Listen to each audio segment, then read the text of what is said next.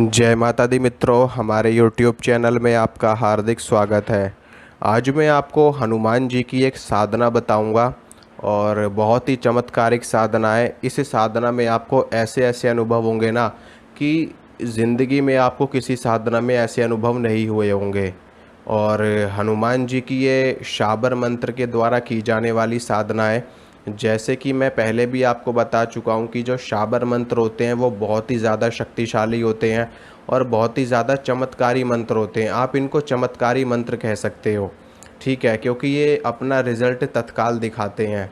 अगर आप आज साधना कर रहे हो तो इसका रिज़ल्ट आपको कल देखने को मिल जाएगा, आपको आज के आज ही देखने को मिल जाएगा, आपको एक दो दिन के अंदर अंदर इनका रिज़ल्ट देखने को मिल जाता है, क्योंकि ये मंत्र कीलित नहीं होते। ठीक है, भगवान शिव ने सभी मंत्र तंत्र को कीलित कर रखा है, लेकिन शाबर मंत्र कीलित नहीं किए गए हैं। और इसी कारण से और ये शाबर मंत्र जल्दी सिद्ध होने वाले मंत्र होते हैं। अन्य अन्य मंत्रों का आप जप करोगे 10 लाख, 12 लाख, 20 लाख, 25 लाख, 32 लाख, 50 लाख, तब जा कर के वो मंत्र पूरी तरह से सिद्ध होते हैं। लेकिन शाबर मंत्र कुछ हज़ारों की संख्या में ही सिद्ध हो जाते हैं पूरी तरह से। और जिस दिन से आप इन मंत्रों का जप करना शुरू करते हो उसी दिन से ये मंत्र अपना रिज़ल्ट दिखाना शुरू कर देते हैं। भले से आपको थोड़ा सा एक दो दिन में आपको समझ में ना आए या आपको महसूस ना हो शक्ति का, लेकिन कुछ दिनों के बाद में आपको शक्ति भी महसूस होने लगेगी।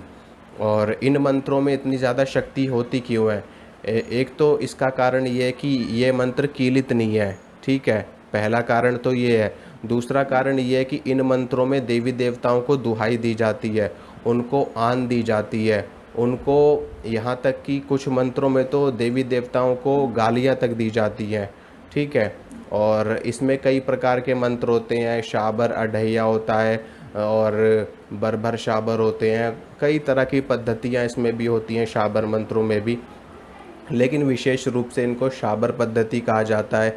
और ग्रामीण भाषा में भी इन मंत्रों का इन मंत्रों का प्रचलन बहुत ज़्यादा है ग्रामीण लोगों में, यानी कि जो लोग आपने देखा होगा ग्रामीण क्षेत्रों में रहते हैं या फिर शहरी क्षेत्रों में भी इन मंत्रों का प्रचलन बहुत ज़्यादा है। और इसी कारण से है क्योंकि ये मंत्र अपना तुरंत लाभ दिखाना शुरू कर देते हैं। तो आज मैं आपको हनुमान जी का भी एक शाबर मंत्र बताऊंगा और हनुमान जी की एक साधना भी बताऊंगा। इस शाबर मंत्र से आप हनुमान जी की साधना करेंगे तो आपको हनुमान जी की शक्ति का अनुभव बहुत जल्दी होगा, शीघ्रता के साथ होगा। तो चलिए शुरू करते हैं। सबसे पहली चीज़ तो ये है कि इस साधना में आपको ब्रह्मचर्य का पालन करना होगा। और ये 41 दिनों की साधना है। 41 दिनों की साधना मैं इसलिए बता रहा हूँ क्योंकि बहुत से लोग ज़्यादा संख्या में मंत्रों का जप नहीं कर पाते और वो लोग ये कहते हैं कि मंत्रों की संख्या कम हो लेकिन दिन ज़्यादा हो तो कोई दिक्कत वाली बात नहीं है। तो इसीलिए ये साधना मैं आपके लिए लेकर के आया हूँ। और 41 दिनों की साधना है। 41 दिनों तक आपको ब्रह्मचर्य का पालन करना है। जो लोग 41 दिनों तक ये साधना नहीं कर सकते वो लोग इस साधना को 21 दिनों के लिए भी कर सकते हैं, ठीक है, कोई ऐसी दिक्कत वाली बात नहीं है। आप ये साधना 11 दिन भी कर सकते हो, 21 दिन भी कर सकते हो और 41 दिन भी कर सकते हो। जितने भी दिन आपको श्रेष्ठ लगे, जितने भी दिन आपको लगे कि मैं ये साधना कर सकता हूँ, तो उतने दिन का संकल्प लेकर के आप ये साधना शुरू कर सकते हो। तो इस साधना के नियम क्या है, सबसे पहले वो आप लोग सुन लीजिए। इस साधना के नियम है, पहला नियम है ब्रह्मचर्य का पालन, ठीक है। दूसरा नियम है ज़मीन पे सोना, ज़मीन पे सोना दूसरा नियम है इस साधना का। तीसरा नियम है अंडा, मीट, शराब, ये सारी चीज़ें आपको नहीं खानी पीनी, बिल्कुल भी छूनी तक नहीं है। और चौथा नियम है आपको प्याज लहसुन भी छोड़ना पड़ेगा इस साधना में, क्योंकि ये हनुमान जी की साधना है। हनुमान जी परम सात्विक देवता हैं। और प्याज लहसुन छोड़ना है, अंडा, मीट, शराब, ब्रह्मचर्य का पालन, ज़मीन पे सोना, ठीक है। बस इतने ही नियम है इस साधना के और कोई विशेष नियम नहीं है। इन नियमों का पालन करते हुए अगर आप साधना करोगे तो आपको 100% रिज़ल्ट मिलेगा और भगवान हनुमान के आपको साक्षात दर्शन भी हो सकते हैं अगर उनकी कृपा हुई, उनकी इच्छा हुई तो, नहीं तो सपने में तो आपको दर्शन हो ही जाएंगे।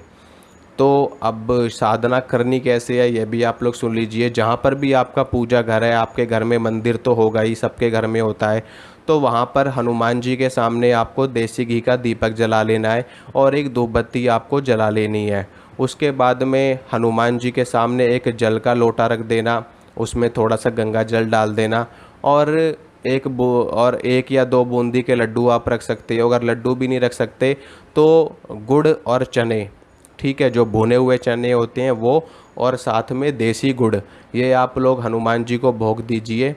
और रोज़ आपको ये रखना है जब तक आपकी साधना चलेगी। और देसी घी का दीपक तब तक आपका जलना चाहिए जब तक आप मंत्र का जाप कर रहे हो। और ये साधना आप सुबह के वक्त भी कर सकते हो, शाम के वक्त भी कर सकते हो, रात के वक्त भी कर सकते हो, ब्रह्म मुहूर्त में भी कर सकते हो, निशीत काल में भी कर सकते हो, किसी भी काल में ये साधना कर सकते हो। बस आपको दोपहर के वक्त में ये साधना नहीं करनी है, ठीक है। सुबह शाम रात में किसी भी वक्त आप ये साधना कर सकते हो। अब रुद्राक्ष की माला से आप जप कर सकते हो, तुलसी की माला पे भी आप इस मंत्र का जप कर सकते हो, और लाल चंदन की माला पे, मूंगे की माला पे भी आप इस मंत्र का जप कर सकते हो। और मंत्र सुनिए, मंत्र इस प्रकार है। ओम हनुमान पहलवान, वर्ष 12 का जवान, हाथ में लड्डू मुख में पान, आओ आओ बाबा हनुमान, ना आओ तो दुहाई महादेव गौरा पार्वती की, शब्द साचा पिंड कांचा, फुरो मंत्र ईश्वर वाचा। मंत्र दोबारा से सुनिए। ओम हनुमान पहलवान, वर्ष 12 का जवान, हाथ में लड्डू मुख में पान, आओ आओ बाबा हनुमान, ना आओ तो दुहाई महादेव गौरा पार्वती की, शब्द साचा पिंड कांचा, फुरो मंत्र ईश्वर वाचा। ये शाबर मंत्र है, डिस्क्रिप्शन बॉक्स में भी लिख दूंगा इस मंत्र को, वहाँ से भी आप लोग देख सकते हो। इस मंत्र की आपको प्रतिदिन 3 माला करनी है, ठीक है। 3 माला आपको प्रतिदिन करनी ही करनी है। और 21 दिनों तक आप कर सकते हो तो 21 दिनों तक करो, 11 दिनों तक कर सकते हो तो 11 दिनों तक करो, और 41 दिनों तक कर सकते हो तो 41 दिनों तक करो। वैसे कोई भी साधना पूर्ण रूप से अगर कोई साधना की सिद्धि करना चाहता है कोई व्यक्ति, तो कम से कम 41 दिनों तक साधना करनी चाहिए, क्योंकि चंद्रमा पृथ्वी का चक्कर लगाता है और उसका चक्कर पूरा होने में महीना सवा महीने का समय लगता है। और इसी कारण से साधना भी जो हमारी होती है वो 40 दिन से लेकर के 45 दिनों तक करनी चाहिए। उसकी पूर्णता हो जाती है, साधना की पूरी सिद्धि उसकी 40 से 45 दिनों के बीच में प्राप्त होती है। और इसी कारण से हमेशा 40 दिन का चिल्ला किया जाता है, 40 दिन का चालीसा किया जाता है, 40 दिन की साधना करी जाती है, ठीक है। और हमारे हिंदू धर्म में, हमारे सनातन धर्म में एक का बहुत ही ज़्यादा महत्वपूर्ण स्थान है।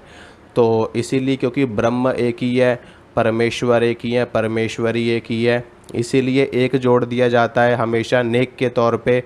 और इससे एक पॉजिटिव वाइब्रेशन भी आती है और ये बहुत ही शुभ माना जाता है हमारे हिंदू धर्म में। इसीलिए 11, 21, 51, 41 इस तरीके से लिया जाता है। तो आप ये साधना 41 दिन की करोगे तो बहुत ही ज़्यादा उत्तम है। जो लोग 41 दिन तक नहीं कर सकते वो कम दिनों की करें।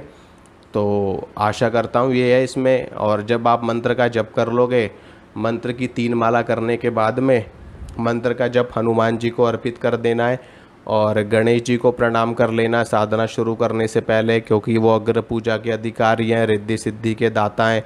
तो उनको नमस्कार कर लेना, भगवान शिव को नमस्कार कर लेना, क्योंकि शाबरी विद्या भगवान शिव से ही प्रचलन में आई है। आगे जाकर के इसे मत्स्येंद्रनाथ और गुरु गोरखनाथ जी ने इसका खूब प्रचार प्रसार किया।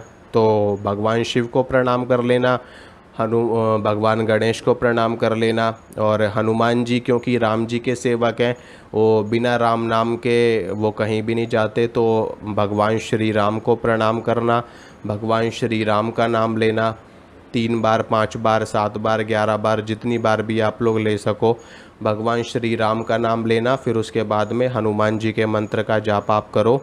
और जब आप हनुमान जी के मंत्र का जाप पूरा कर लो तो उसके बाद भी 2-4 बार राम जी के नाम ले लेना, जय श्री राम के नारे लगाना, जय जय श्री राम की उद्घोषणा करना।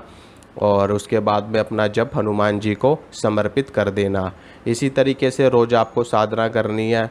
विशेष रूप से ब्रह्मचर्य का पालन बहुत ज़रूरी है और सात्विक भोजन बहुत ज़रूरी है। इसमें भोजन आप कुछ भी करिए, कितना भी करिए, कोई आपत्ति वाली बात नहीं है। बस आपके भोजन में प्याज लहसुन नहीं होना चाहिए।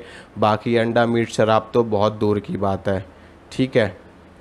और हनुमान जी को जो आप भोग अर्पित करोगे उसमें एक तुलसी का पत्ता अगर हो सके तो डाल देना, अगर नहीं भी डालोगे तो भी कोई दिक्कत नहीं है।